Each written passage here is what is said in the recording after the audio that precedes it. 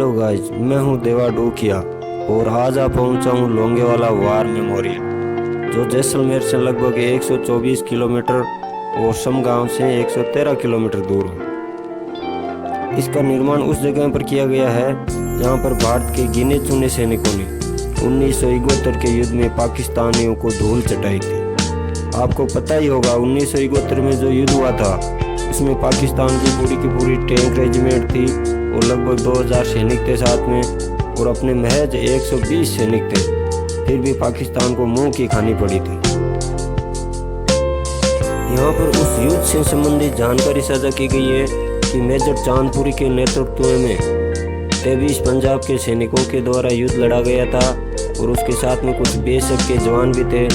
उन्हीं में से एक थे मिस्टर भैरू सिंह शेखावत, जो अभी चर्चा में है क्योंकि उनका हाल ही में देहांत हो गया है, जो अपने 5-6 साथियों के साथ पूरी रात डटे रहे और पाकिस्तानी टैंकों को आगे नहीं बढ़ने दिया था, और वो भी सिर्फ छोटे हथियारों के सहारे। अभी जो आप अलग अलग तरह के ये हथियार देख रहे हैं, इन सब का अहम योगदान रहा है भारतीय सैनिकों के लिए, जिनके द्वारा 1971 के युद्ध में विजय प्राप्त की गई थी। यहाँ पर रखे गए हथियारों के अलावा उस समय के सैटेलाइट फ़ोन और जीपीएस सिस्टम भी रखे गए हैं। जो आप देख रहे हैं ये अलग अलग तरह के जीपीएस और सैटेलाइट फ़ोन है। हालांकि ये अभी काफ़ी पुराने हो चुके हैं, इनके नए वर्जन आ चुके हैं, लेकिन हथियार भले ही छोटे होंगे पर भारतीय शेरों का कलेजा बहुत बड़ा था, जिनके सामने पाकिस्तानी टैंक भी आगे नहीं बढ़ पाए थे। और उन्हीं भारतीय वीरों की वीरता का गुणगान कर रहा है यह लोंगेवाला। और ये जो देख रहे हैं यह है उस समय की यथास्थिति, यानी कि बॉर्डर के दोनों तरफ भारत पाकिस्तान के सैनिक कहाँ पर थे। और इनके अलावा जो आप ये पाइप देख रहे हैं ये बॉर्डर को प्रदर्शित कर रही है, जिसको पाकिस्तानियों ने अंधेरे का फ़ायदा उठाकर पार कर लिया था। लेकिन सुबह होते ही सूरज की पहली किरण के साथ ही भारतीय वायुसेना के लड़ाकू विमान यहाँ आ पहुँचे थे और पाकिस्तानियों को वापस भागना पड़ा था। उनकी टैंकों के प्रक्चे उड़ते समय नहीं लगा और वापस भागने लगे।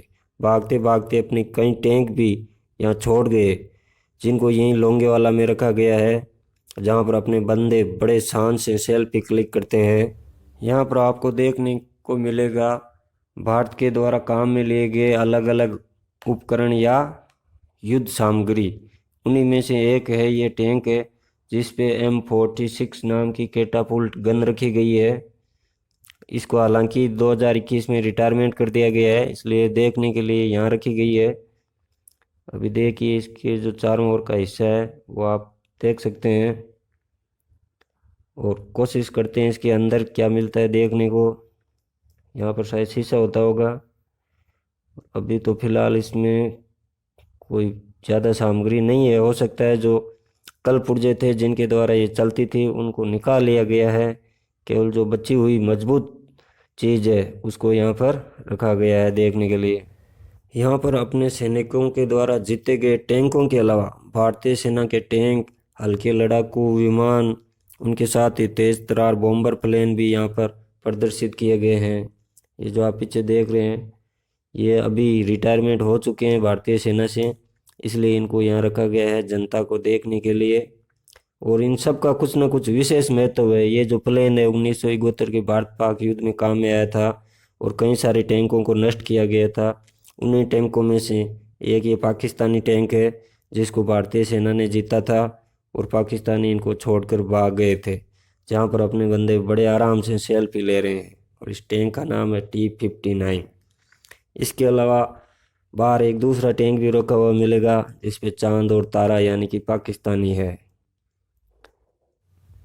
जो अपने सैनिकों की वीरता का बखान कर रहे हैं यहाँ पर।